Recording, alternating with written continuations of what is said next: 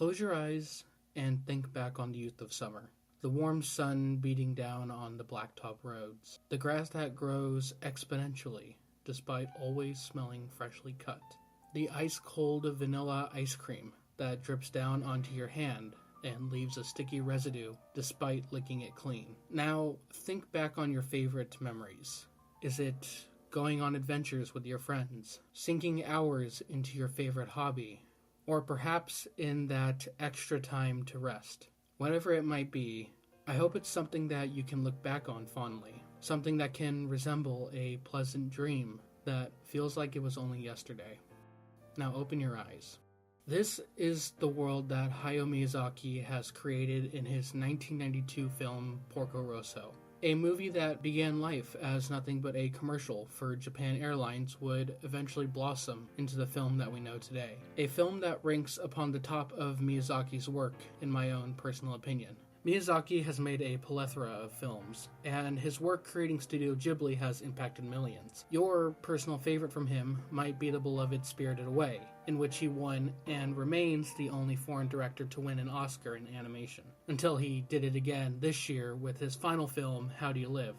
Or The Boy and the Heron as it's called back home in the US. Perhaps your favorite film from him is Howl's Moving Castle or Princess Mononoke, two films that have remained cultural icons in the world of animation and Ghibli merchandising. Hell, Walter P38 to my head, I'd probably tell you that my favorite film of his was his very first, Lupin III and the Castle of Cagliostro. A film that I've revisited time and time again and deserves its own video on its impact to animation as a whole. But today we're here to talk about Porco Rosso, a film that will always have a special place in my heart, with lovable characters, beautiful animation, and a barrage of themes that resonate to my very core. It's time we discuss the pig, the myth, the legend that is Hayao Miyazaki's Porco Rosso.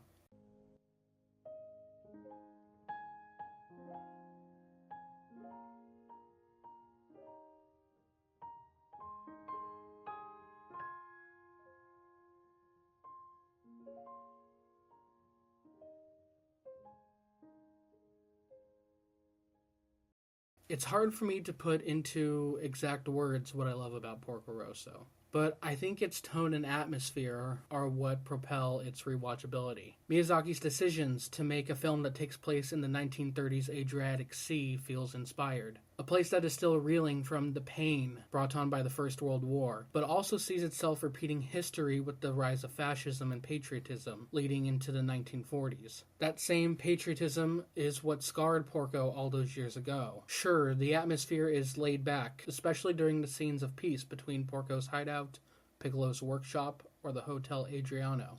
But there is this feeling of conflict looming from beyond the Adriatic. We see in Milan that Piccolo mentions that all of his sons have left their homes to find work elsewhere, and that money is worth less than the paper it's printed on. The secret police hunt Porco down for being an unpatriotic pig, and even the seaplane pirates are struggling to get by, resorting to kidnapping schoolgirls and making deals with Porco and the American Curtis in order to survive. Miyazaki has always been radically against wars. His film Howl's Moving Castle is noted as being against the U.S. involvement in Iraq from the early 2000s. And in a 2009 interview with Empire magazine, he opened up on how Porco's production was affected by war. At the time, Yugoslavia had collapsed, and conflict began to break out in Dubrovnik and the nearby islands where Porco was taking place. He noted how the film had changed how Ghibli catered their films towards children, with Porco Rosso appealing to a more middle-aged male crowd, an experience that he would note as being integral to the studio's growth and development of more mature projects, such as Princess Mononoke. Had Porco not been the hit it became, Ghibli selections and films could look a lot different than the studio we see today. All of this sentiment is seen across scenes of dialogue throughout the film, some of my favorite lines including, "No, the good guys were the ones who died. Or maybe I'm dead and life is a pig. Is the same thing as hell. Not good asleep.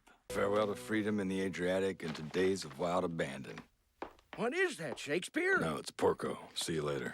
In fact, at a point in the film, Porco is given a way back into the Italian government, a path that would allow him to no longer be a criminal, or live idly by as a bounty hunter, a way of life that would offer him one version of freedom all the while taking away his own definition. So let's set the mood and discuss that scene.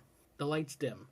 The camera begins to roll and the latest cartoon film serial begins to play. In a small theater, children eagerly watch as two fighter pilots take down a monster in the name of Italy. While their cheers can be heard in the background, two friends, World War I pilots Marco Paget and Major Ferrari of the Italian military, meet to have a quick discussion. Ferrari, a proud servant of his country, warns Marco that the government is on his tail for sneaking back into Milan illegally, along with Marco abandoning his duty in the midst of the war, a story that the audience has yet to see the full picture of. Despite the serious allegations, Marco can only remark on how much the movie stinks, and how he enters the country to come and go as I please. Marco, in this moment, isn't taking any potential threats as serious. His demeanor remains laid back and playful. Trying to help his friend, Ferrari offers Marco a way back into the Air Force, where he can work away his crimes and have a fresh start, only for Marco to bitingly remark, "Thanks for the offer, but I'd rather be a pig than a fascist."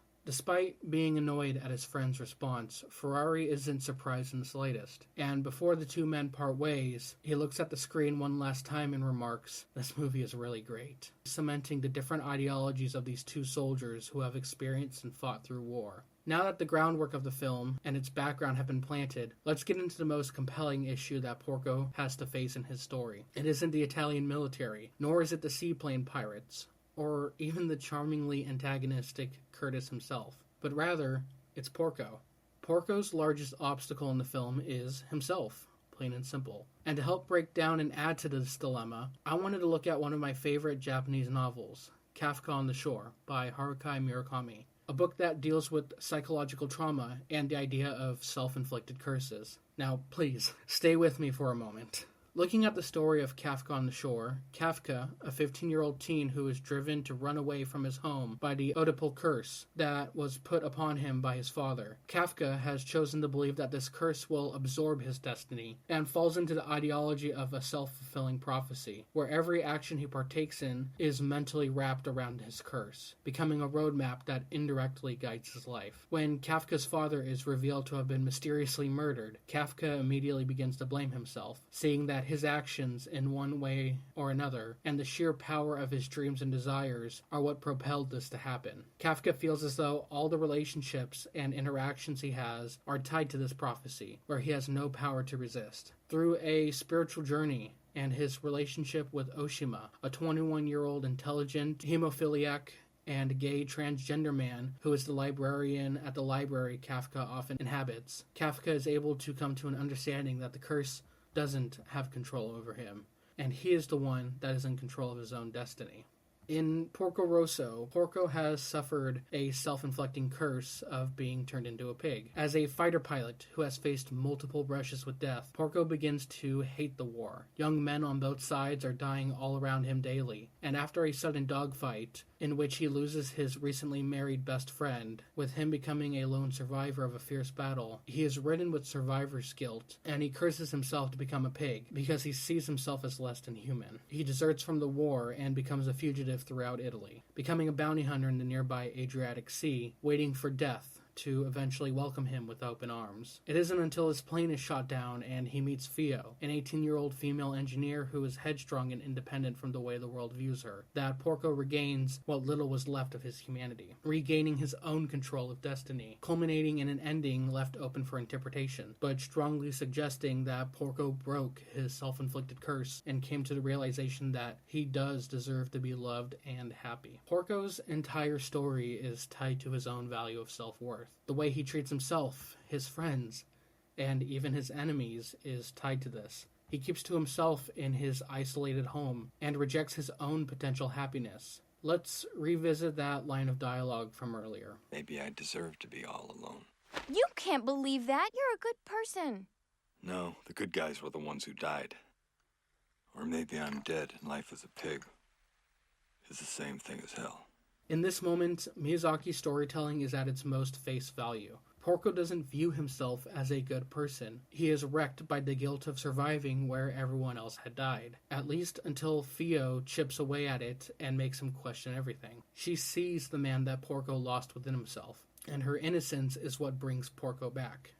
Now, Porco Rosso might not have the deepest themes in Miyazaki's filmography, but Porco's internal struggle of finding his own value and humanity is something that has inspired my own writings. Miyazaki didn't set out to make Porco into the film that it became, yet it's the one that he hinted at always wanting to revisit, should he ever make a sequel to any of his works. Whether we ever see him again, in the end, I believe that Porco returned to his human form, that he met Gina in her garden, that he was able to find happiness within himself, and that he allowed himself to be loved. The world of Porco Rosso finds peace and prosperity in its future, with Fio taking over her father's company and Italy recovering from the Second World War. While the conflicts of the world may come and go, it's the memories and bliss from those golden years that will truly live on.